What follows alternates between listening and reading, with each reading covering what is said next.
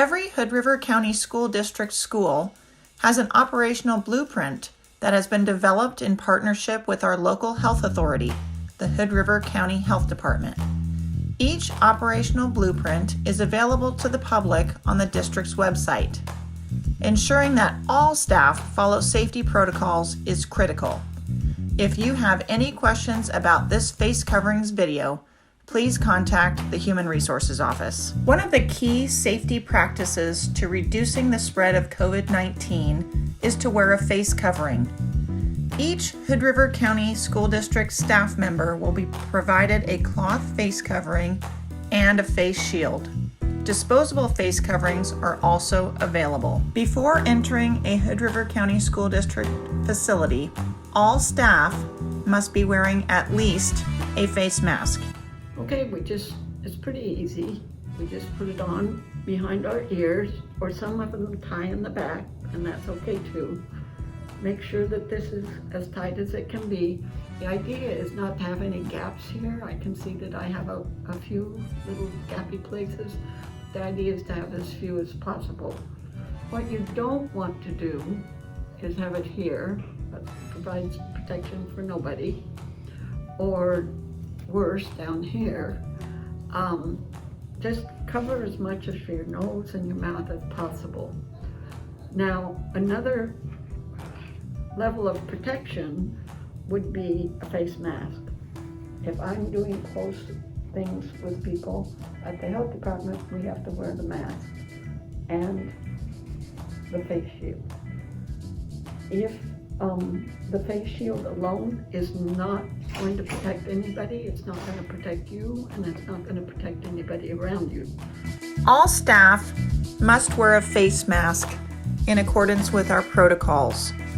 As we are planning to bring students back on campus, we want to ensure student, staff, and community safety. Wear a face mask at all times unless you are working alone at your individual workspace. A face shield by itself is not allowed. A mask and a face shield can be worn together as an extra precautionary measure. As Hood River County School District staff, it is important to model wearing a mask properly. Students are looking to us as the example. In schools, as well as other places in community settings, maintaining social distancing may not be possible 100% of the time.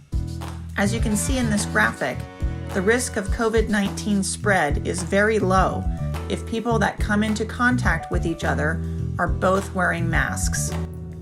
Okay, Nurse Judy is going to show us the proper way to remove face shield and face mask. Okay, we have it on. If we can just remove it. Remember, the outside is considered contaminated, so you wouldn't want to touch it if you can help it. I put mine usually down like that. Then we have the face mask. Sometimes they'll be tied. You can untie it, or you can just make sure that these little things that go behind your ears, that you have them off. Now again, with the face mask, the outside is going to be considered contaminated, but so is the inside because you've been breathing on it. But the idea is to make it so that you fold it like this and then just put it in. And after you remove your face shield and face mask, make sure that you wash your hands or use some kind of sanitizer to make sure that you're keeping yourself as germ-free as possible. Be sure to store your cloth mask properly and wash it regularly to keep it clean. Consider having more than one mask on hand so that you can easily replace a dirty mask with a clean one. If a Hood River County School District staff member would like to request an accommodation for face coverings, please contact 541-387-5020.